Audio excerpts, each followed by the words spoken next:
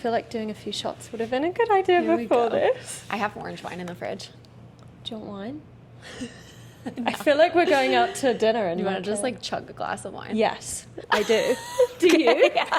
I feel much better now. Okay, good. Much better after a glass of wine. We're like coordinating pretty well, actually. I know. This was such a good find. Did you buy these specifically for the podcast? No, Not I just podcast. wanted to like...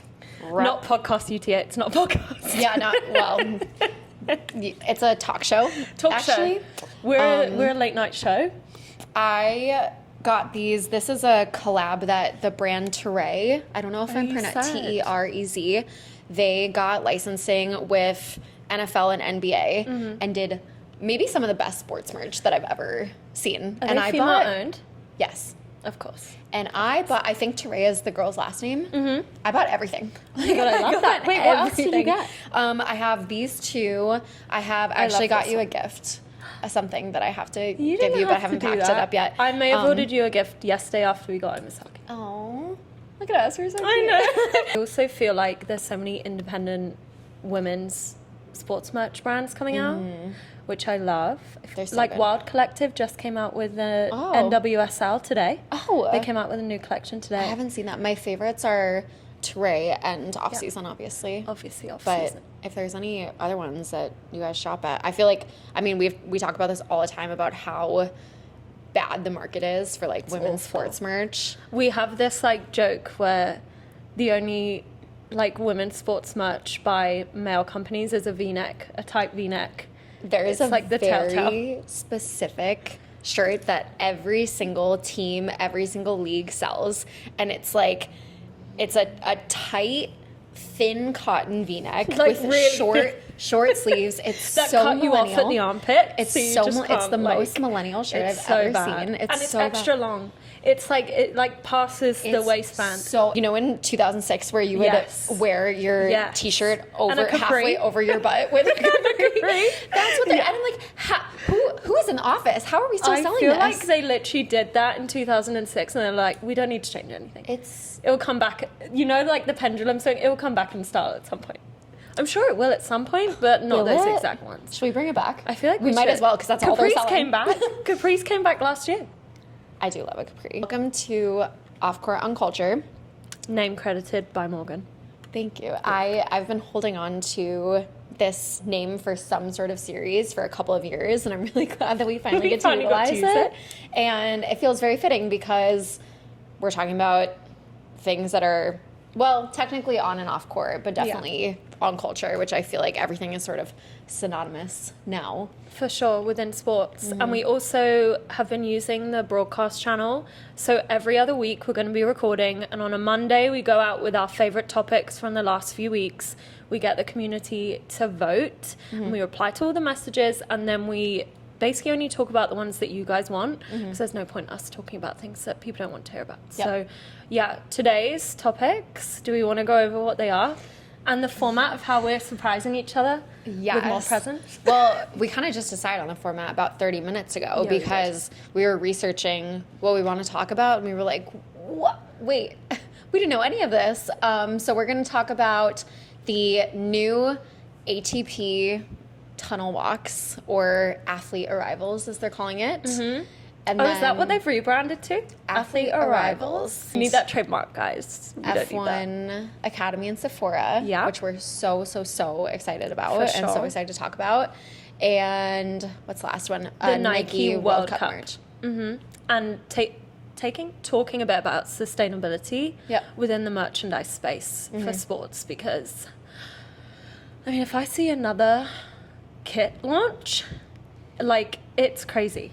I feel like they must do like 200 a year. Do you see how many are in tennis? No. I mean, it's I only see football. We're UK. Like, tennis kind of goes under the radar in the I mean, UK.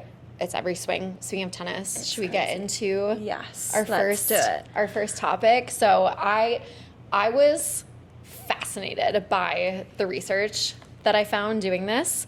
Wait, should we say that basically, Morgan's done ATP, and she's going to surprise me with some facts, and then we're going to discuss, or like the summary of what we're talking about. Yeah. I've done F1 F1 Academy and Sephora, and then I'm going to surprise Morgan with some facts, and then we're both going to talk about the Nike World Cup. Yep. Okay, All right. amazing. Hit me. Give me the So, surprising facts. to give some context, if you guys don't know, the ATP, the governing body of men's tennis, basically just launched their version of tunnel walks, which is something that originated with the NBA in like the 90s, early 2000s, sort of unofficially. I think just because players had like a natural swag to them. They had much better style back then. Yeah, but they're the big swing in U.S. tennis in the spring is called the Sunshine Double. So it's Indian Wells, Palm Springs, California, and the next tournament is the Miami Open. And both are Masters 1000s. They're really nice tournaments. They're beautiful. Do you want to explain that for some people that might not know what Masters 1000s are? Masters is the second level down in tennis tournaments after a Grand Slam. So they usually have a lot of budget. They're really nice. They have a lot of corporate sponsors. It's a lot of points and it's a lot of money for players. Perfect. So the ATP launched these tunnel walks, athlete arrivals, sort of modeled after what originated in the NBA, has become very popular in NBA, WNBA, and the NFL. But doing research about this, I was really fascinated. So listen to this. Okay. In 2005, the commissioner of the NBA at the time implemented a new rule that mandated business casual attire for all players arriving and leaving games. So that was when the sort of like official tunnel walks became... So it wasn't really cultural, the tunnel walks. It was like... It was more of corporate. a corporate rule. It banned jerseys, jeans, hats, sneakers, Timberland-style boots, and large jewelry. And naturally, players were upset about this because it was perceived as racist and anti-black. Makes sense. Which makes complete sense. And there was a lot of did they controversy expect them to around be it. in like khakis and a polo? They wanted them to show up in suits. Okay, business casual. Yeah. Is that like a shirt and jeans? Is it a pencil skirt and like a tank? It was, well, they mostly just banned a list of certain things. And specifically, this policy was implemented as part of a league image overhaul following the Malice at the Palace incident in 2004. We have not heard about this. You haven't heard about this before? This is insane. And I think we probably haven't heard about this because the NBA has probably tried to bury it, which They've got good PR. I understand. This is fascinating. So it's known as the most infamous brawl in NBA history. It started on the court between players and spread up into the stands between fans. And there's a 9-minute video on YouTube that you can look up that has the entire brawl televised. And just forewarning, it's TV quality of 2004. Potato quality, yeah. It's crazy. It's a brawl. You can't like contain a 6'9", 7'1" They're man. huge. And something that I've noticed at live sporting events is the security guards, like the on-court. For some reason, it's always very small men. We were having this It's discussion always of a short like, king. If there's a brawl breaking out between very large basketball What you gonna players, do? there is nothing that's going to stop it. So that's how this brawl sort of expanded. So they were able to contain it on the court. And then I guess there was a fan who threw something from up in the stands. what, like and a drink or something? Yeah. And then it reignited this brawl, Oh and my then it just sort of God. exploded. I feel this would never happen in women's sport. We were saying that. This would never happen with female fans, but actually, I feel like it would. Like, there's some conflict. If someone throws a drink on me, like, I'm it's game throwing over. down. It's game over. If someone came at you, I would... If I've done my dropping the makeup and gloves. hair, yeah, I feel like there's nothing. I would see red. This incident, Malice at the Palace, which I actually don't even know why it was called that. I also kind but of I love the name. love the name. I'm like, whoever came up with that, Who was on genius. PR? They were like, right, Malice yeah, at the Palace. Is the Palace the stadium? It must be. That It must be, and it's Malice at the Palace. Fascinating. Wow. Whoever that So- was, you deserve a raise. Yeah, so this was bad. 5 players were charged with assault and were eventually sentenced to a year probation and community service. 5 If only fans. people were charged with assault and like criminally retributed in the Isn't same way that now. crazy? Yeah, it's crazy. 5 fans also faced assault charges and were banned from attending Pistons home games for life. So it happens at the Pistons home that's stadium. really bad. Is That it called is the Palace? Is it the Pistons Palace? I have no idea. I would love that.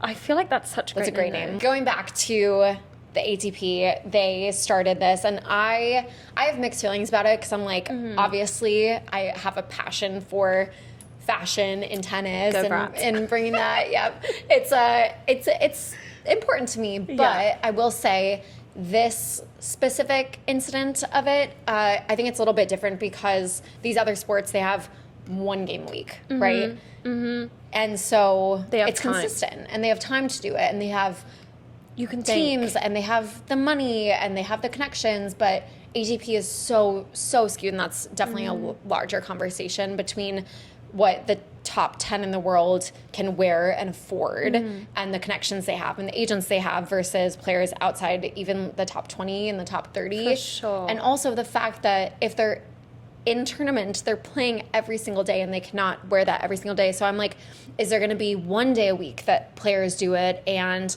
how is the ATP assisting them with this? I think I saw something about a styling suite that they're doing. Oh, great. So I think that could help for sure. But and what are your thoughts on essentially, I guess, all sports leagues having to turn to culture in some ways, or having to like add aesthetic to their sport to stay relevant? Because in some ways, I would argue that performance and skill within the sport is enough.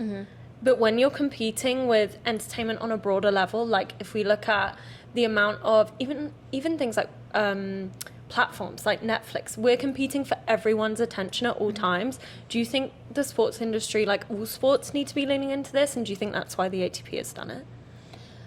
That's the thing, is tennis is so fashion adjacent already, and they already have like the players who want to be involved in fashion are there. Coco is with Miu Miu. Yeah. Yannick's with Gucci. They're going to fashion shows. Sabalenka's dripping in diamonds on court. Like, they're there already. So, I don't know. And, like, Naomi is doing a lot with Nike and, like, custom looks. Yeah. And it's been like that for, like, Federer came in the most incredible outfits. And the Williams sisters obviously were iconic. In the 90s as well, and well into, like, I guess the rest of their career. Like, they always dressed amazingly. Yeah, so I think it's there. I guess I appreciate that they're trying to embrace it. I just am not sure if it's quite the right move. I would also agree. I think it's almost too formulaic. Yeah. It's like there's a way for ATP to do it where it feels like them. Like, I don't think you need to kind of repeat or like rinse and repeat the NBA. I think there's ways to do it where, as you say, the athletes that are already into fashion are already doing it. So like, how do we highlight them, and how do we create series around them, and how do we create content around them? I wish that instead the ATP had more so embraced the court walk-on outfits. I don't know if people really know this, but the ATP has a lot of rules and restrictions about what you can actually bring and wear on court. So for example, logos on bags have to be a certain size, and if players bring on, do you know what the size is? Very small. Okay. So there's, that's all I need to know. I'm specifically thinking of one American player who brought on a tote bag once, and I think he got fined $10,000 because the logo on the tote bag was too big. Stop. So, also, like, where can you find things with a discrete logo nowadays? Yeah, like, you'd have to kind of go quite luxury. Especially if these brands are, they're like, okay, well, if we're gonna, literally. They're like, if we're gonna invest in a player, invest in the sport, we want to show up. We want our brand to be We need our brand known. front and center. So that's crazy. That's an interesting choice. Yeah, interesting choice. And what do you think it means, I guess, for those players that maybe, we were speaking earlier about the remuneration as well, and like how some players just, they can't afford a designer outfit. Like, I think it's actually quite really, I guess, just cheeky, to use the UK phrase, for like lack of a less severe word, to kind of assume that, one, all players are going to be interested in fashion and not just their sport, and two, that they're going to be able to pull a look when they're training every day, going to matches every day. Like, and a lot of players outside the top 50 don't even have on-court clothing sponsors. It's so crazy. Like, they're buying their own kits to wear while playing. So to, I don't know, I guess assume that I have very mixed feelings about it. Like, I'm just trying to play devil's advocate of the issues with it and the benefits of it. I'll gladly play devil's advocate because I don't have a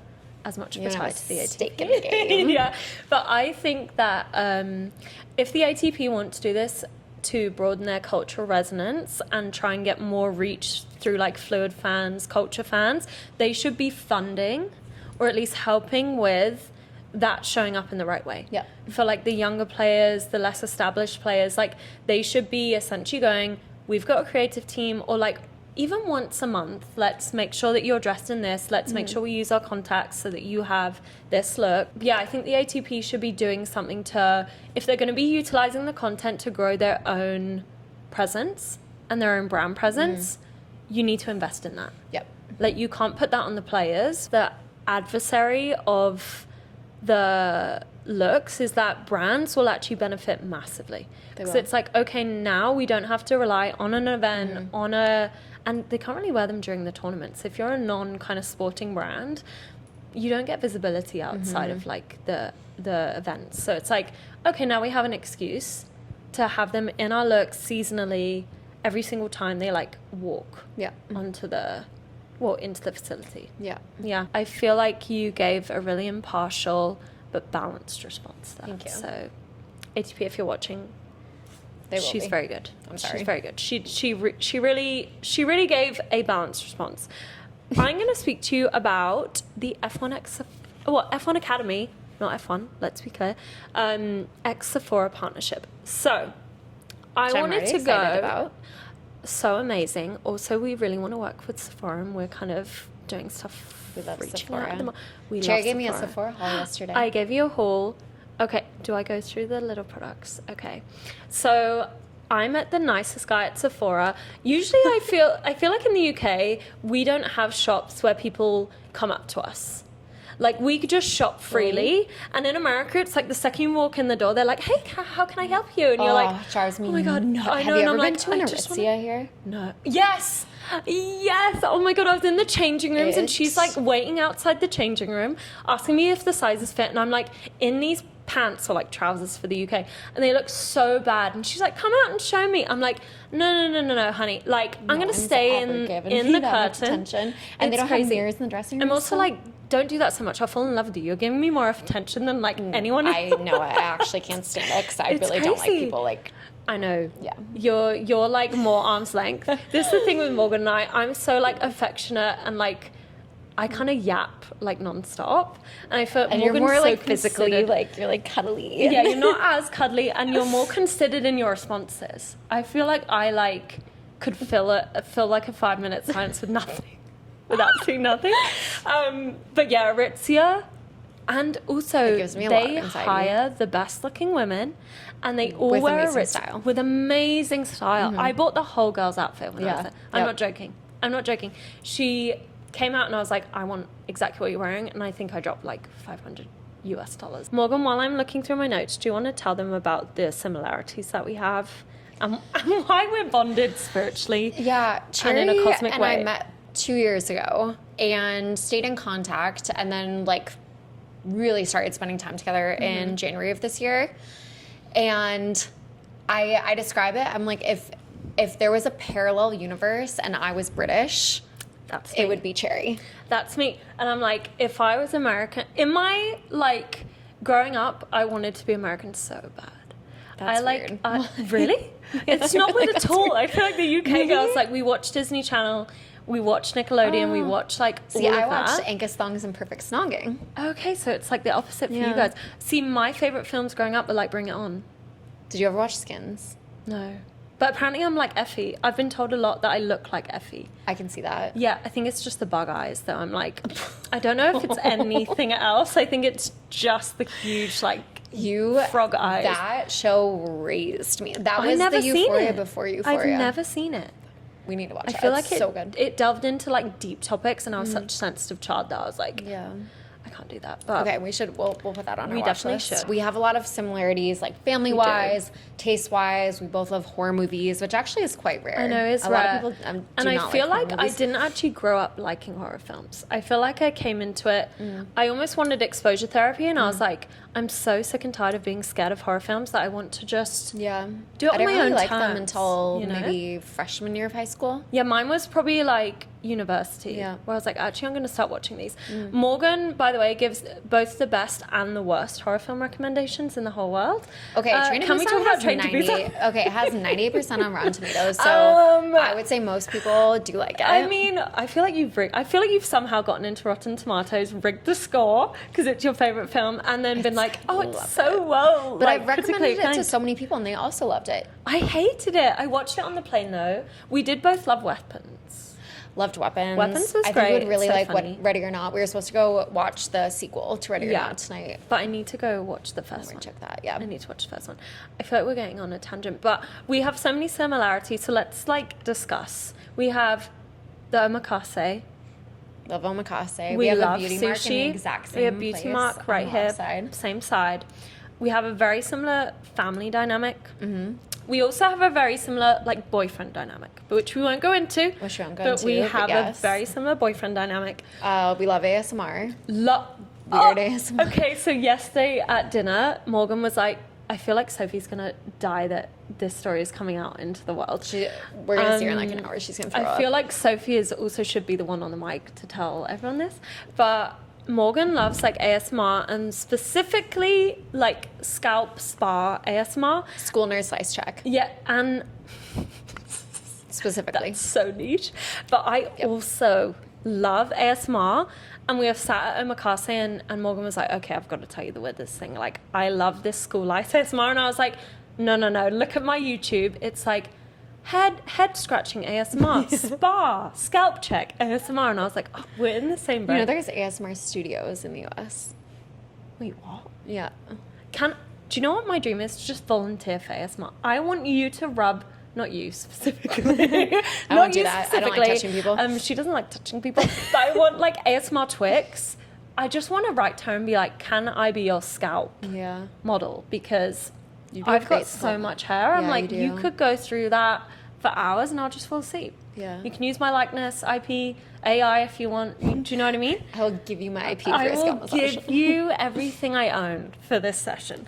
How have we got here? So we're We're now gonna going to blast you. speak about Sephora x F1 Academy. So I thought I'd give a little bit of a breakdown into F1 Academy, how it came to be the previous W Series that was essentially meant to do the same thing to bring more female audiences, more female drivers into the sport, but very sadly folded.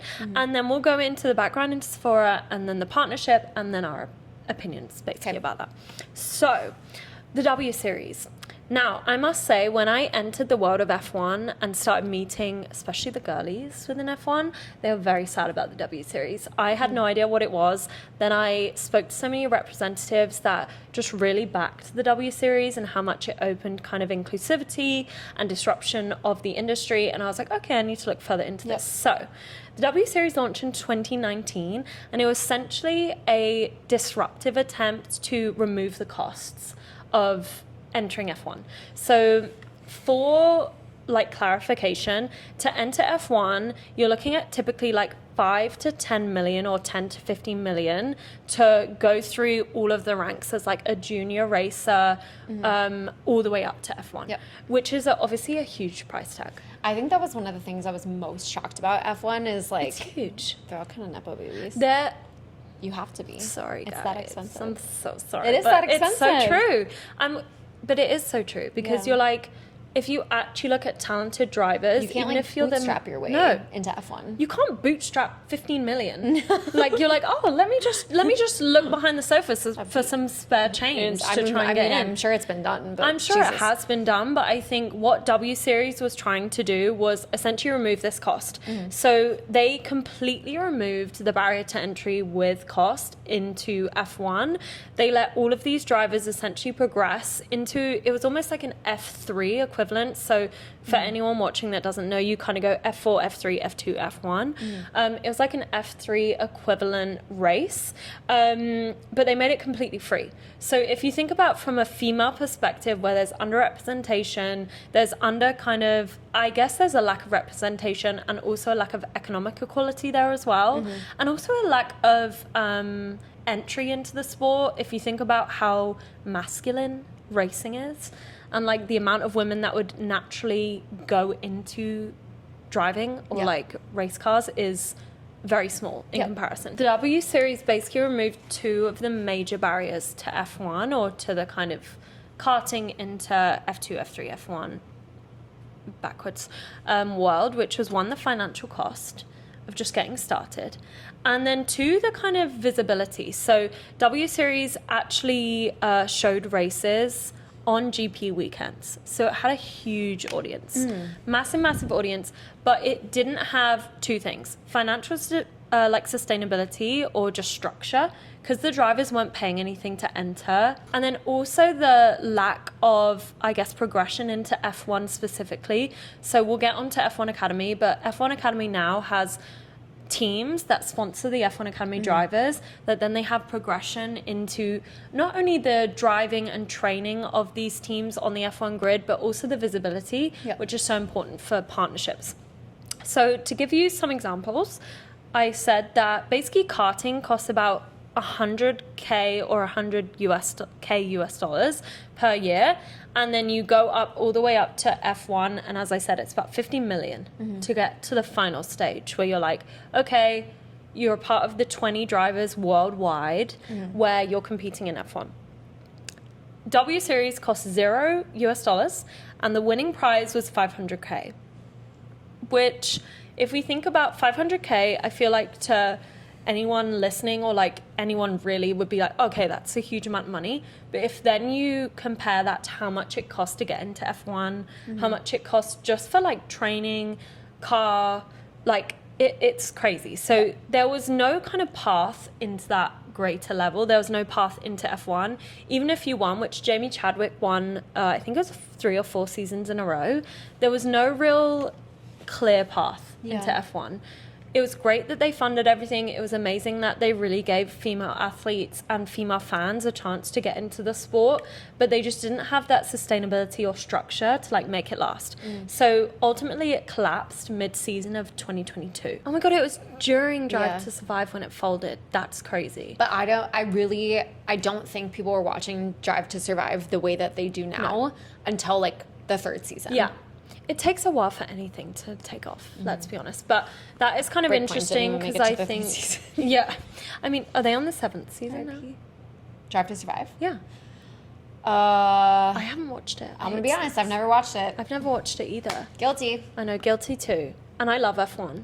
I don't like My reality first TV. job when I was like 16, 17 was working at the F1... Oh no, the Silverstone Classic obviously at Silverstone. So I've always been into motorsport, always kind of been around that world. So it's really wild to have been a lawyer and then come back, and we do a lot with like F1 and the teams. But anyway, it collapsed mid-season at 2022. And again, it removed the cost, but it also removed like the business model that F1 needs to survive. So we fast forward to 2023 and the F1 Academy is founded. And I must say, from people I know, there was a lot of controversy around this. Why didn't F1 prop up the W Series? Like, the W Series was really giving an amazing, clean, clear, low-cost entryway for female drivers. Why didn't F1 step in and be like, we'll actually fund this? However, they did start F1 Academy, which is why there is a lot of controversy around there, but we'll skim over that. And we'll let the F1 pages really speak to that. But instead of removing the cost entirely for F1 Academy, they essentially implemented like a 50 to 150K fee. Okay. So significantly less than F1 in general for the male side. But it's still super expensive. And also it starts the drivers at almost like an F4 level. So they're very new, very kind of introductory. New in the sense of they've obviously been karting for years and years, since they were like 4 or 5. But in terms of the kind of hierarchy to F1, no. I will say though, there are kindergartens in New York that parents pay $70,000 a year for. Exactly. So I feel like it's always been a rich sport. It's always been a rich sport though. But it essentially reduces the price and also fixes quote unquote, the W Series lack of entryway into F1. So it embeds drivers into a team structure where the existing teams in F1 sponsor a driver. Okay. And that's the biggest shift, I would say, other than there obviously being a commercial model for like actually entering the sport. The biggest shift is that these teams support the female driver. It's not completely independent. These teams like not only give the training, but also the visibility to that female driver. And then I thought I'd go in a bit of background of Sephora. So Sephora is actually a French-owned brand, which we were discussing. We thought it was US. I remember American. I pitched to Sephora and I said something about them being a US brand. She was like, no, you're completely wrong. We're French. I was like, fine. But they essentially launched, I think it was in 1969 or in the 1960s. And they like revolutionized how people shop beauty. Because do you remember back in the day you'd go to like individual counters? I wasn't alive in the 60s, but I can imagine it was really different. Oh, in a past life. Oh yeah, in a past life I was. But you used to have to like, even in the modern day, you used to have to go to consignments, like a MAC consignment. Oh yes, you know. Oh, I remember going to the MAC stores exactly, in high school. And it was intimidating. I loved it. Oh my god, I was so intimidated. Like, I was like, give me the free samples. I mean, I was like, I have no idea what I'm asking for. And also, the girls were so well presented. They feel like you go up and you'd be like, do you have the MAC Face and Body Foundation? They'd be like, yeah. I love the way more than that. Pots that they had that all the beauty gurus on YouTube would use. I used to have the Bark. Did you get Bark? That was like the most popular like pot. It was like a brown and it just fit like everyone. Yeah. So it was great. But Sephora kind of revolutionized. Why can't I say that word? Revolutionized. I think it's the accent. Yeah, I think it is. How you shop makeup. So they made it way more communal. You can shop brands right next to each other. No one's looking over your shoulder. Like, you can basically just do whatever. But why we wanted to talk about this is because Sephora and F1 Academy have recently entered a partnership, and it's a multi-layered deal spanning race activations, driver sponsorship, and F1 hospitality access. And it was this year, so that's great. And the deal really reflects like a major shift of motorsport being no longer just like engineering focused, but becoming a cultural phenomenon. And I also think the kind of brand recognition within F1 Academy being on the rise to meet those LVMH F1 partnerships. Yeah. What do you think? I'm super excited about it. I mean, the more female-focused brands and beauty brands get into any sort of sport, I'm excited about. I also kind of love that Sephora as a kind of conglomerate or like umbrella brand for so many different brands that represent so many different communities, so many different races. Like, you've got topicals in Sephora, but you also got Westman Atelier, and you've got like, you know, Sephora own collection where it's affordable. I think that representation across the board is really nice because I do think a brand like Charlotte Tilbury, it's amazing that they've entered the sport, but I do think they cater towards a certain customer that then isn't gonna be influenced to either watch F1 Academy or feel like they kind of identify with the brand. So I think that's really great for Sephora. I think they've done a great job. That makes sense. We're excited about it. Yep, we're excited. We love Sephora. Call us. I know. Well, I spent like $500 at Sephora like 2 days ago. So I spend so much money on Sephora. If you could reimburse us through a partnership. I'm like the what's like the VIP at Sephora. You're where like platinum. I'm like, damn, I spend that much money. You're platinum. I spend that much You're money. on the board. Ooh. You're on the board. You're sitting with the CEOs and you're deciding what products come in. Final topic. Final topic. We are talking about what will probably be the biggest global sporting event of the year, which is the World Cup coming to the US.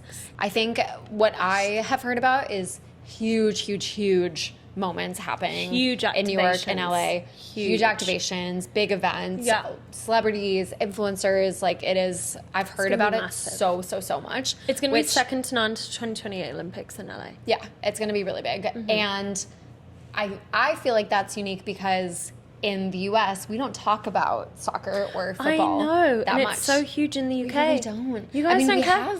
We have teams. I know. We have good teams, and I know people like to go, but it's just not something that I think is in the mainstream sporting culture in the US. It's not as sexy. Let's be honest. Like, let's just be candid. But it is in Europe and in the UK.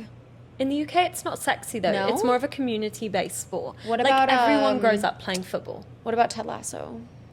Oh, yeah, that's so true. That's what, I'm going to be honest, that's what made me really like soccer. Sure, is whatever Ted gets you Lasso. into it, gets you into it. It's one of the best shows that I've ever, it has I've such never a, watched Ted Lasso. girl, I need to watch it. it has such a special place in my heart. It is so heartwarming and funny. I can't recommend that show enough, but that's what made me really fall in love with the sport. And listen, if there's a movie or TV show, Drive to Survive, Bend it like Challengers, Beckham, you Bend it like guys. Beckham, if something gets you into a sport, hell yeah. Yeah, I agree. Hell yeah. I agree.